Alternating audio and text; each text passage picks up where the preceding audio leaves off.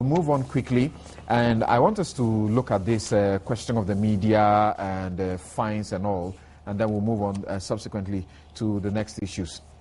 First, you will be aware that an Accra Fast Track High Court slapped the Informer newspaper with a 300,000 CD in damages for publicizing libelous information, and also the Daily Guide newspaper on the 27th of February was slapped with the damages to the tune of 250,000 for publishing defamatory article about the General Secretary of the ruling National Democratic Congress, that is Johnson Esiedu in Ketia.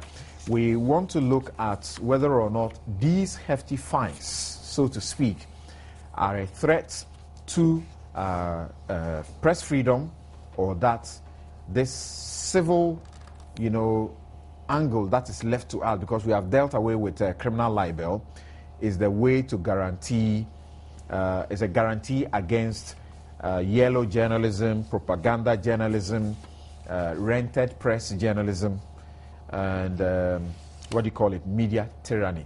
And I'll tell you about a lecturer who thinks that the media will start war in Ghana if care is not taken. On the line for a very brief chat on this is the Media Foundation for is the Media Foundation for West Africa's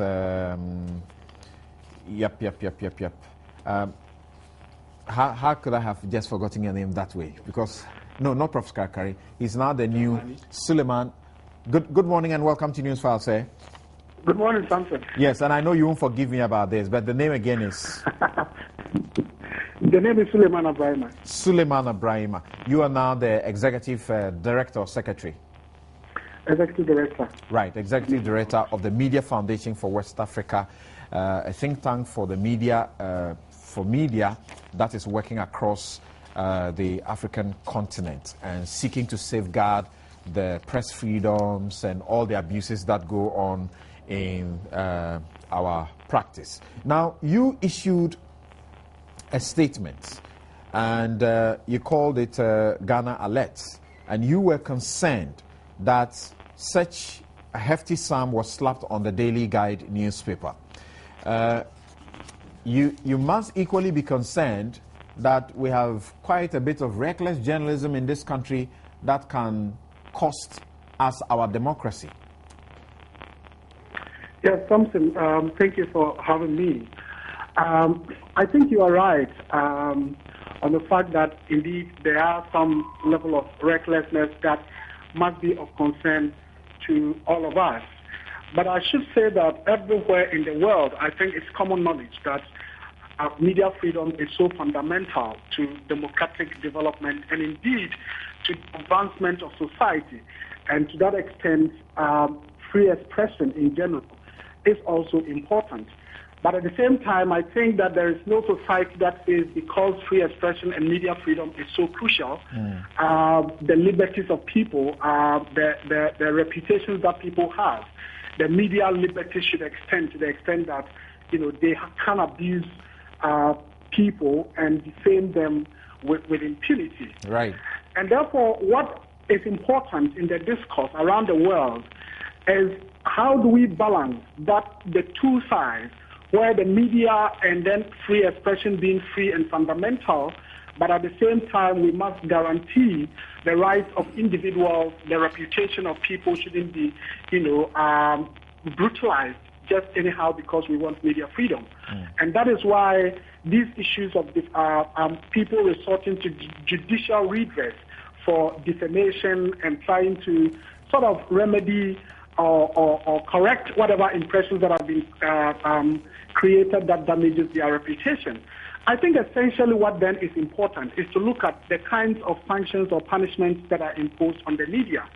And essentially what is happening is that we wouldn't be that much bothered if we were having a situation where there is proportionate damages rather than what we are experiencing now, which I think is quite prohibitive. And I think it needs to be placed in context. If a U.S. media, like the CNN or whatever, having damages of $500,000 to pay, well, perhaps they can afford it. But if you bring that to the Ghanaian media terrain and looking at the economy that we are operating, looking at the circumstances under which our media operate and the financial resources to them, you would say that, for example, a 50,000 Ghana cedi fine may be, quite a sanction for any media organization in Ghana. So if we're talking about 300,000, and to contextualize it, that is 3 billion old cedis.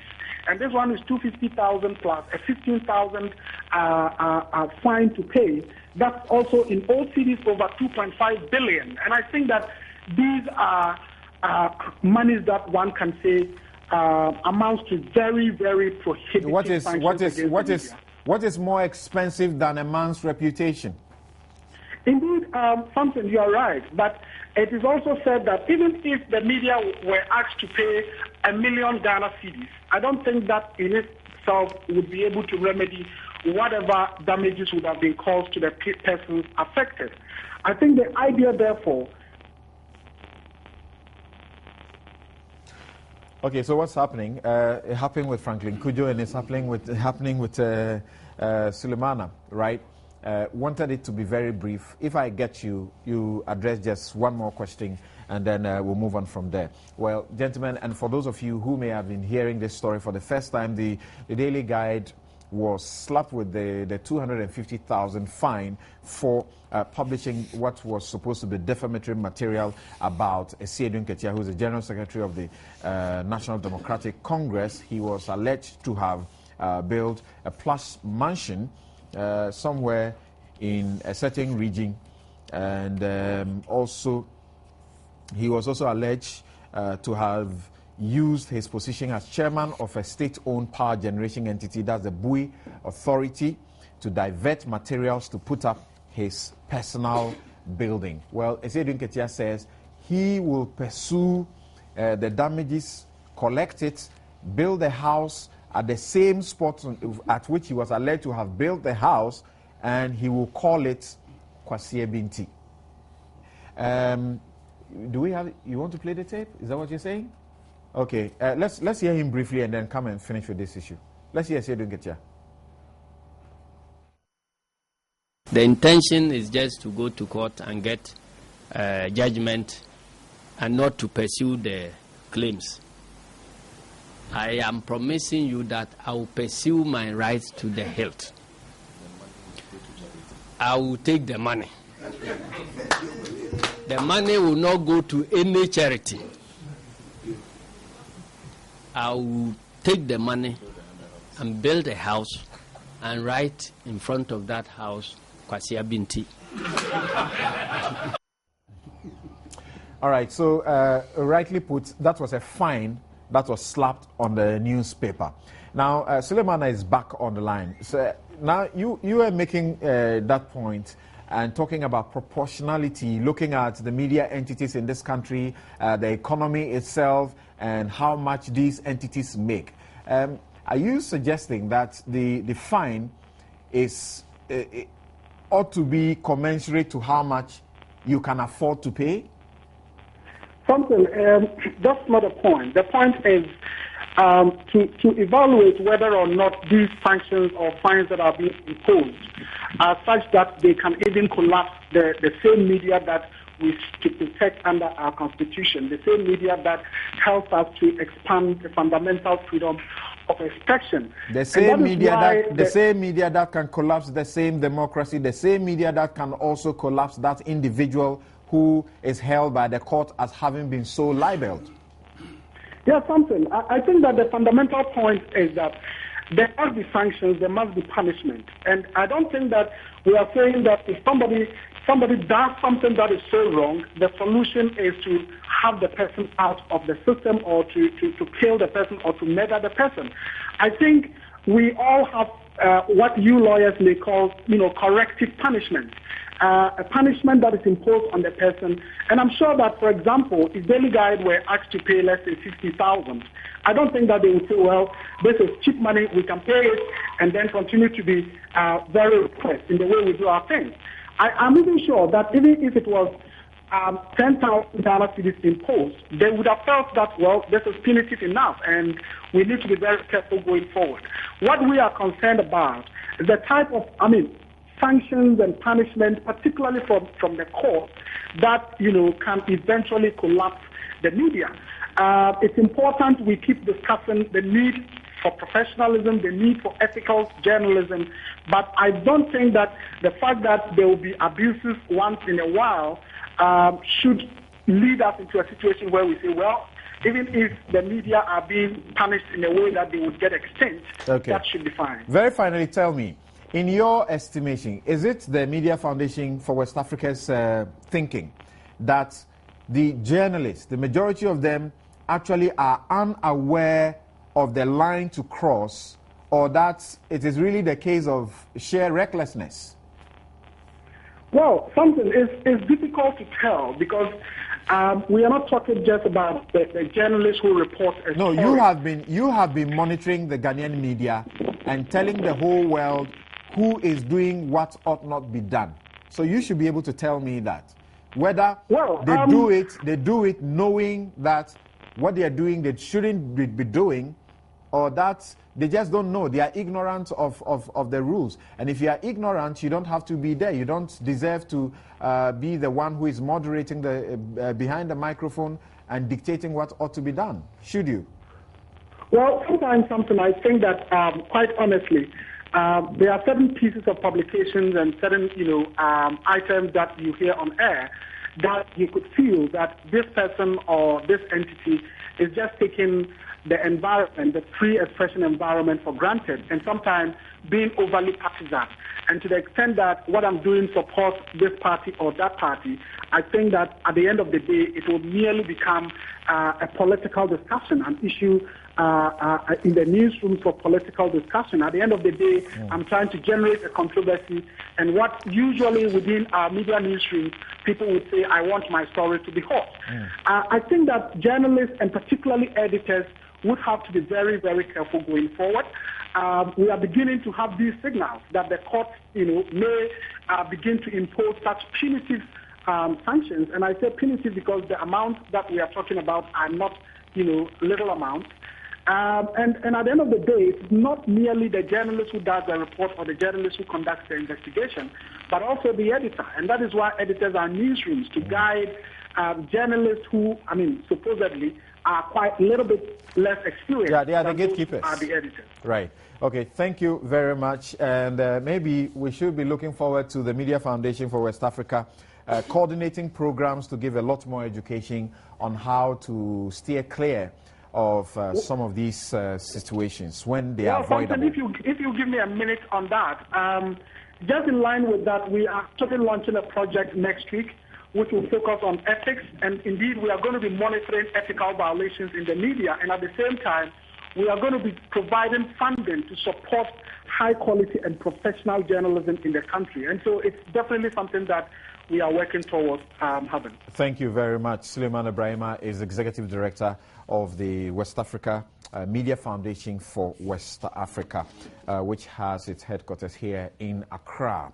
Now, I'll start with you. You're also a lawyer with the benefit of, these things, what go into them. And I'll be frank with you. I have met judges who are so appalled at the way some media entities go about how they do what they do, the way some journalists, commentators go about the way they do what they do. And some will say some of them may have been victims of clearly misrepresentations that are elevated to crimes that these people have been committed. But you expect that a judge will not bring, how they feel about some of these things too much into what they do as a profession. Speculation and rumor. So sometimes what they consider evidence is actually some rumor or speculation or an interpretation of a fact which may not necessarily be correct, you know. But we cannot also run away from the fact that we all need this group of people if our democracy is going to triumph. Whatever you perceive, the President's State of the Nation address is being heard at every corner of the country because people, newspapers publish it, the electronic media carry it, and they permit discussions across board.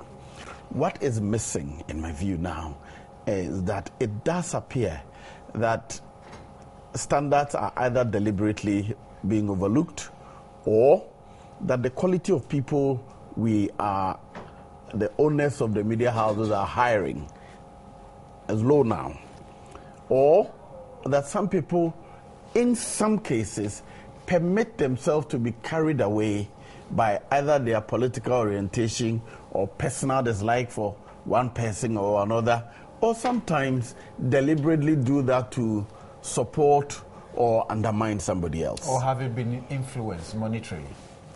That is also what you cannot discount that one either. You know, so the real issue is, like the person you spoke to said, Suleiman Barima. Right, to balance the necessity of the media in our everyday life against protecting the entire country itself from their excesses. I understand. He spoke about the courts also taking an attitude that says that if a media entity is found guilty, like in these two scenarios where both of them have been found to have erred, well, some of them are appealing, so I don't want us to discuss the details really. So when they find that, they should be interested in looking at the capacity of the entity to pay, and not only pay, but that after they have paid the fine or whatever damages that are slapped on them, they can still survive. Because if you take the Daily Guide, for example, that is a huge media entity that is doing, I can say, very good for this country, giving us a good, other side of some of these stories. I agree, but you see, first and foremost, I think the fundamentals of the judge's function should be clear. I think every law student, all of us here, have been told that the essence of defamation trial is to restore the reputation of the person who has been defamed. So in some cases, an apology is acceptable. Indeed, there are people who have been found to have been defamed, but in which says that you're worth nothing. Right. And so you're giving a dime, or let's say, if it were in Ghana, a peswa. Because even though what was published about you is not true, you have no good reputation anyway. Okay, so hold on that point, and let me come to Abdul Malik Kubako Jr. But I wanted to talk about why it appears that the court system is being an alternative means of using for dispute resolution. Okay. When we started well with the Media Commission, it is because in my view, the press houses themselves have undermined the Media Commission's work when they gave them opportunity to retract, the way they responded in that sense. So people no longer think that the Media Commission would do them a service. Instead of going to court to seek a monetary compensation, I go to the Media Commission to demonstrate that you are wrong. Even when they have been ordered to retract, sometimes the way they go about the retraction, or they refuse to appear at all. So really you are preempting what I was going to throw at Abdul Malik. And, well, you have been in this for a very long time. You know the ins and outs of it. He says something that suggests sometimes the intransigence of a media entity, being so difficult, finding it so difficult to concede that they have erred, as if the media is perfect, so that by the time someone threatens to sue, they go to the court. By the time you finish what we call is a mandatory process, discoveries, you may have actually known where you stand and could have tried to solve it out of court. Why don't we get to those points? Why is it that more people, especially politicians, are not resorting to rejoinders and the Media Commission? Well, I'm not too sure where the statistics are. This is a recycled problem. There was time in our history, the early days of the Fourth Republic, and coming very close to 1997 to 2000, we had over 120 or 130 libel suits against the media, mainly the private media. And most of these suits were filed by politicians or ruling party functionaries in the majority. Quite a lot of them were frivolous. They were meant to tame the media and curtail initiative. Most of them remain redundant in the courts and never really saw the light of the day. And so the court throws them out without blinking. Yes. So there was a time in the phase in our history when resorting to civil libel itself was part of a tactic and a strategy to tame us. Along the line, of course, we had difficulties. Criminal and seditious libel was applied. Contempt of court. Some went to jail. I'm an example. And some houses were shit-bombed, excuse my language. Journalists were arrested and detained without any trial. And I'm talking even under the Constitution. If you ask Cabral, midnight arrest somewhere along the line. So look, we've had all these things, but the media has proved very resilient. And I can bet you, regardless of what is happening, the media will remain resilient. I'm not about to rationalize some of our mistakes or, errors. I'm an example of a journalist who is not perfect, who has made mistakes in the course of his pursuit of our profession. You've been very candid and consistent in this kind of approach. He would never tries, never commits errors. Right. So it's a basic thing, it's a human thing. But the point you made is maybe to have the courage to admit sometimes when you are wrong. Where there are remedies. The Constitution has put in place some remedies. You send a rejoinder, we have to publish a rejoinder. It's mandatory based on the Constitution. You can proceed to the Media Commission, or you can go to court. If you go to Media Commission, at that moment you can't go to court. The case has to be dealt with at Media Commission. So to be honest with you, it's difficult. You see, I have a problem with some of these things because look, there was a time in our history where even the Supreme Court said criminal libel was constitutional. Seditious libel was constitutional. I'm sure you remember. You don't want to go there. Yes. It took Parliament to come and amend that particular pernicious legislation. So it is not every time that what the court puts out there is palatable. The issue of quantum of the fines and things have been an issue before. I remember 1994-95, the Chronicle, a 40 million cedis then was imposed on the Chronicle. The Guide, I was then the editor, 33 million cedis was imposed on the Guide. That was the case between us and Mr. Yeti Mesa, my own good friend. And subsequent to that, even under Kufuor's reign, some things happened to the Democrats, Palava and all this. Some people don't pursue it. Yes, some don't. They get a judgment, they don't pursue. I interviewed on 1 or 2 newspapers. Right. Say the says, I will collect it.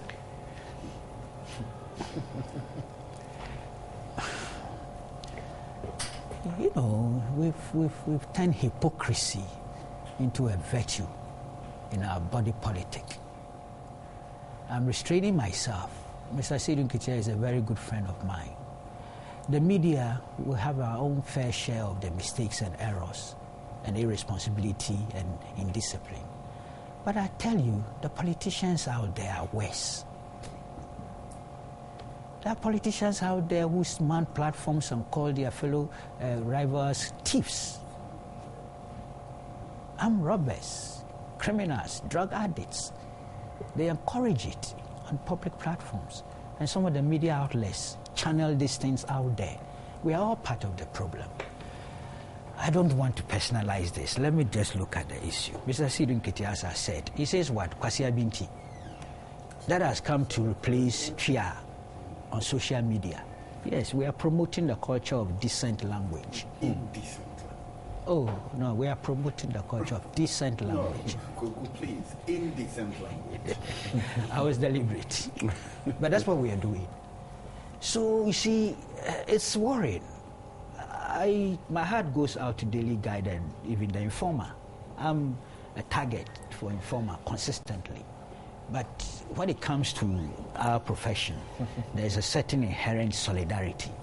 And the quantum is what the problem is. You cannot challenge the right of somebody to go to court to seek relief based on libel. You can't. It's the law. What we didn't like was the criminalization of speech. Right. And we fought and we gained results. Okay. So all I would do is to appeal to the judiciary to be a bit more sensitive to the environment within which we operate, and to realize the first freedom is free expression. Right. And that when that first freedom, which is free expression, is, handled in a certain negative way, all the other freedoms, including judicial independence, could suffer. So the sensitivity, this is an appeal. It's an appeal to the judiciary to be sensitive. Because as for errors and as for mistakes and as for even libelous things, they will continue. I see. Very interesting there. And I've been also wondering, because it's about the media, other than that, not too long ago, I was part of a charge that went to secure, damages in more than twice this for the Gamanche against one individual. I don't remember anybody saying that was too much against that individual. Now, see, I don't know where you stand. For example, when I read about it for the Informer, for example, I began to sympathize with them. I said, where are they going to find this? You're going to shut them out of the system completely. And somebody prompted me, said, but why do you solidarize with them? Not too long ago, they wrote a very insulting article about me without any basis. And I said, no, that's not the reason I should be, against them. This thing, is it not a threat to freedom of the media, which is very critical for every democracy? Well, I think that the role of the media in a democracy is well known. And it's not just that in a democracy, in a market, a free market environment. So the media services the democracy, but it also services the market. And it also services society generally, because culture is promoted also in the media. So the media does a lot of work.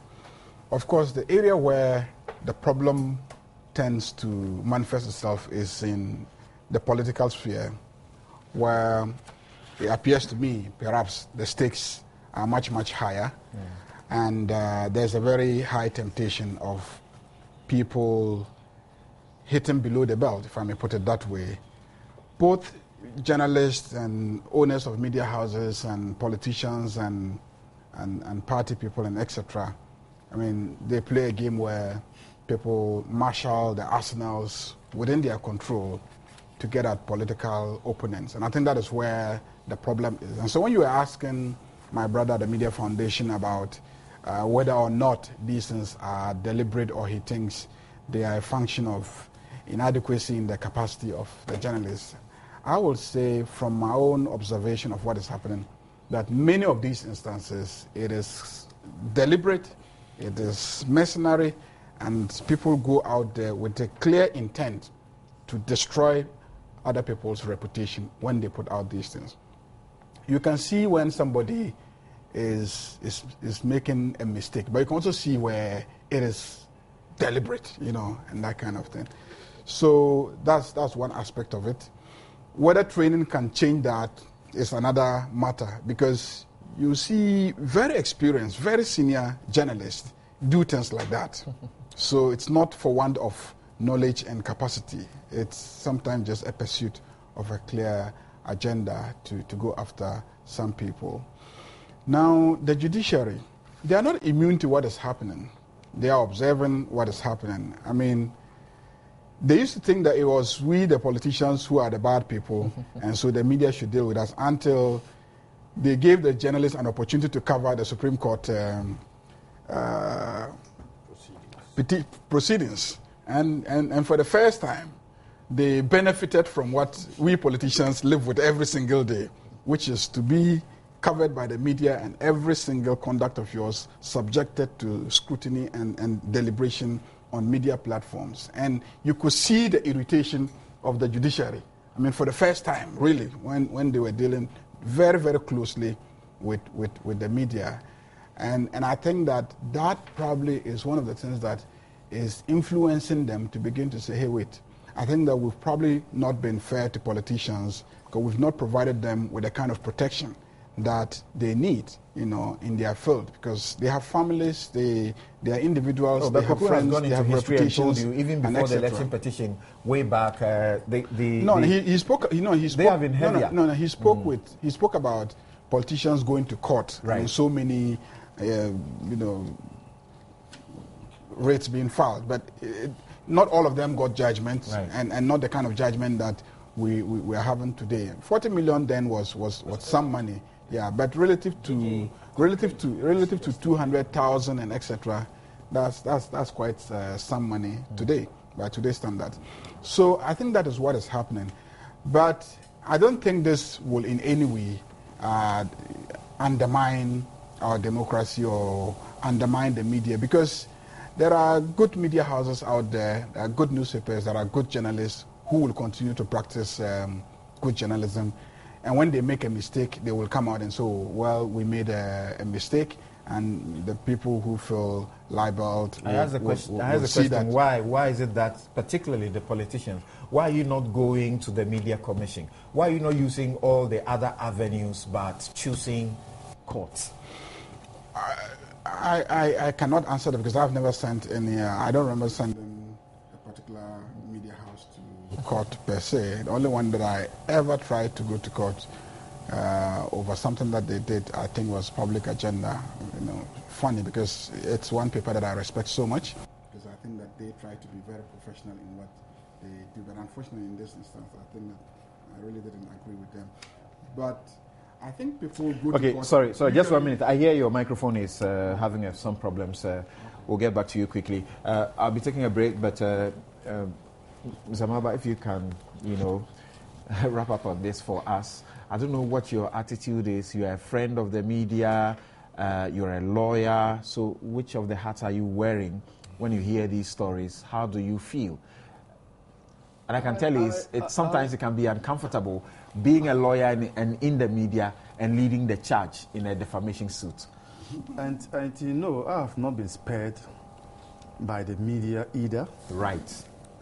I, recently on this platform was misquoted to have said that story buildings or high-rise buildings cause the fall of a city. MyJournalLine.com. Exactly. And I immediately called you to find out who is behind this.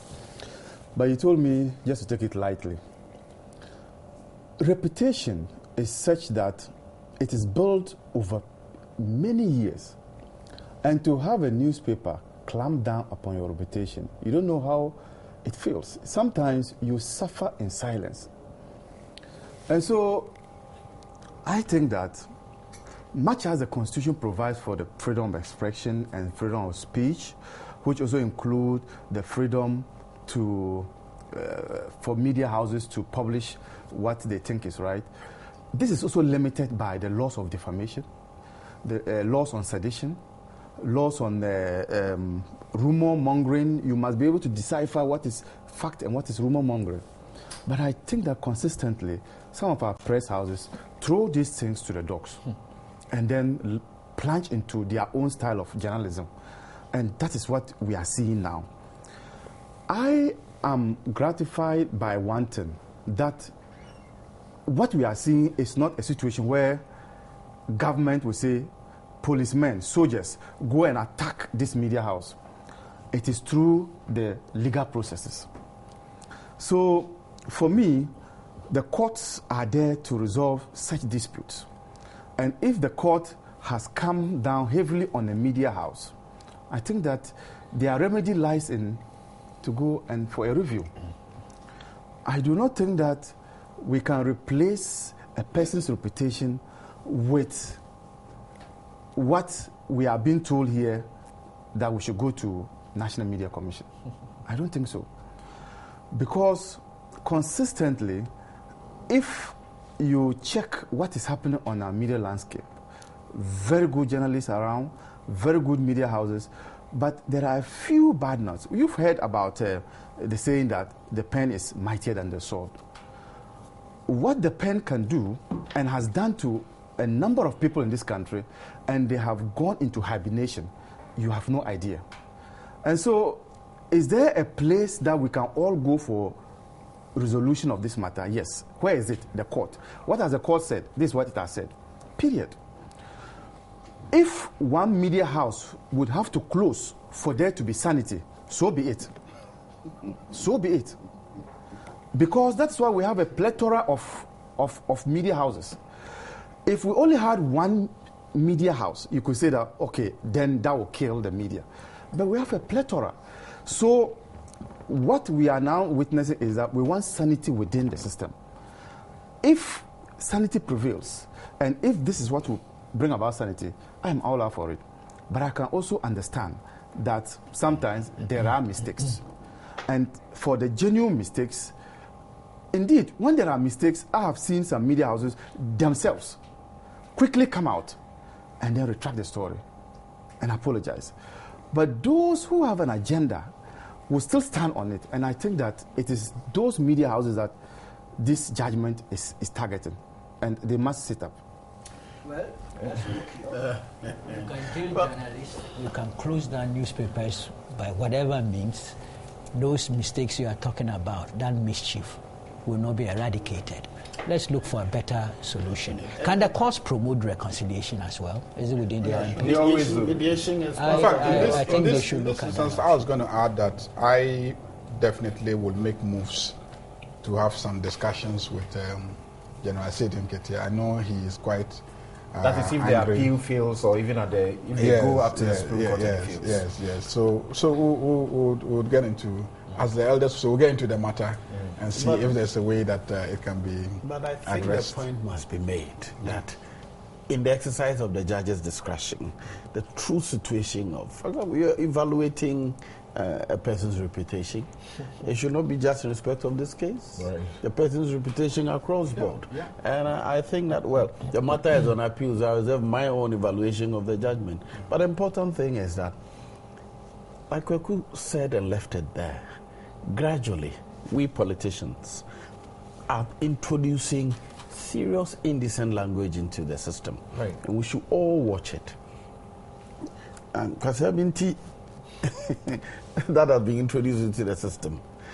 Today we'll be playing with it on the social media, but what we're doing is encouraging. And have you watched the manner in which he used it? It is now being used in a different way. In the end, A different way. Yeah, like, and gentlemen are aware, it's being used in reference to, that's serious. Yeah.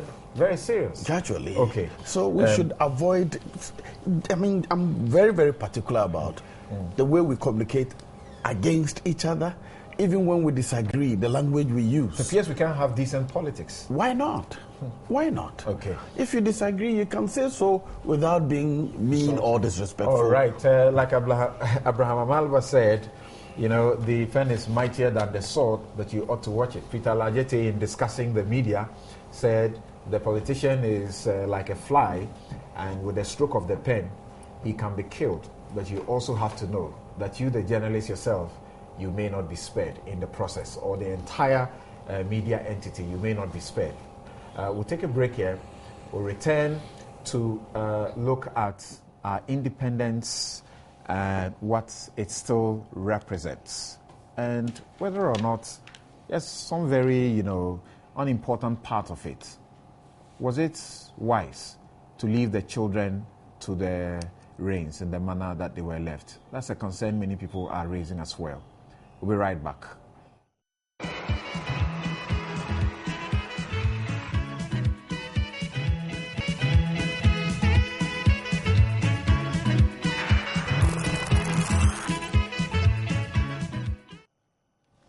Welcome back. This is your most authoritative news analysis show, brought to you by the kindest sponsorship of Lipton Tea, inspiration flowing from nature, Errata Motors, and Star Assurance.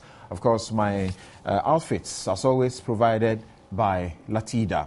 Now, these are some of your messages. Andy Ewusu sends this from Kumasi. Samson, what did they say, Ketia say about 17 thieves? Okay, did somebody take him to court? Well, it's up to you to decide what you do. God is watching. John says something. This goes to show how circumspect certain aspects of the media must be. You don't just pick your pens and write anything about anyone without cross-checking your facts from those involved in your stories. As for Sedin Ketiatu and his loose talk, the least said about them, the better. And you ought to be careful, because you might as well, by this your publication, be held before the courts for libeling him. Right. Samson, I'm listening to you here in London, and I must say the main problem in the Ghanaian media, especially radio, is the quality of people employed. Just this morning, I was listening to your sister radio station where two gentlemen who were doing newspaper review thought it right to ridicule a man who is said to have fallen into a pit latrine. As hard as Kaba tried to stop them from that shameful act, they wouldn't listen. Okay, Bokari from Boku writes a short wise saying from Robert Mugabe. I can guarantee you the freedom of speech, but the freedom after the speech is what I cannot guarantee you. That's Idi Amin, right? This is to all Ghanaian media houses. Thank you very much. Thank you very much. And well, and you see, sometimes, I mean, it doesn't. Sometimes there's nothing wrong with being blunt about certain situations. I was just telling my guest off the air that when a certain publication was made, I just found out who was the editor of that particular paper, and I discovered, and I came to the conclusion that that editor of that paper was not qualified to even get a job as a journalist at Joy FM as a reporter. So I just ignored that publication.